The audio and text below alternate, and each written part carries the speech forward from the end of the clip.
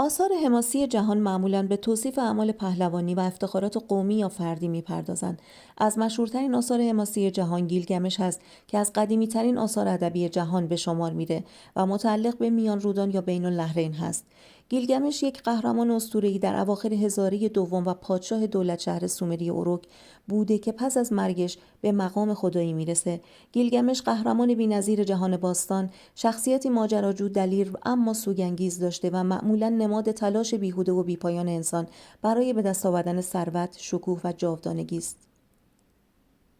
اما ایلیاد و اودیسه دو حماسه یونانی هستند که توسط هومر نوشته شدند و داستان جنگ تروا و ماجراهای اودیسئوس را روایت می کنند و 800 سال پیش از میلاد قدمت دارند. همچنین ماهاباراتا و رامایانا دو منظومه حماسی هندی هستند و داستان‌های اساطیری و تاریخی هندی رو بازگو می‌کنند و رکن مهمی در ادبیات حماسی هند رو دارا هستند.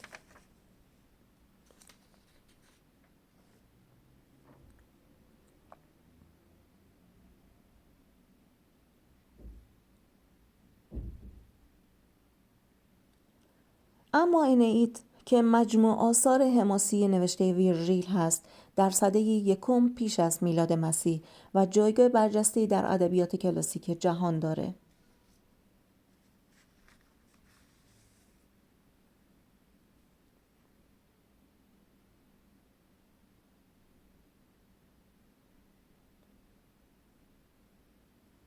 و البته میرسیم به شاهنامه که اثر بزرگ فردوسی نامور هستش که داستان‌های اساطیری و پهلوانی ایران باستان رو به نظم درآورده و ویرایش این اثر بیش از 30 سال به طول انجامیده و موضوع اون اثر اسطوره‌ها و تاریخ ایران از آغاز تا حمله اعراب به ایران در سده هفتم میلادی هست.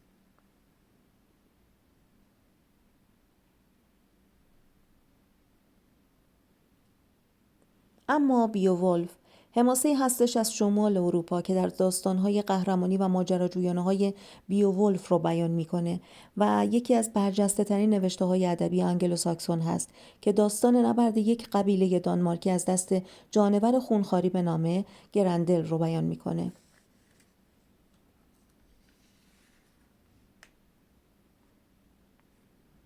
همچنین سرود رولان اثر برجسته‌ای هست و نخستین آثار ادبیات اصلی فرانسه در سبک پهلوانان فرانسوی هستش که مربوط به قرون وسطی هست.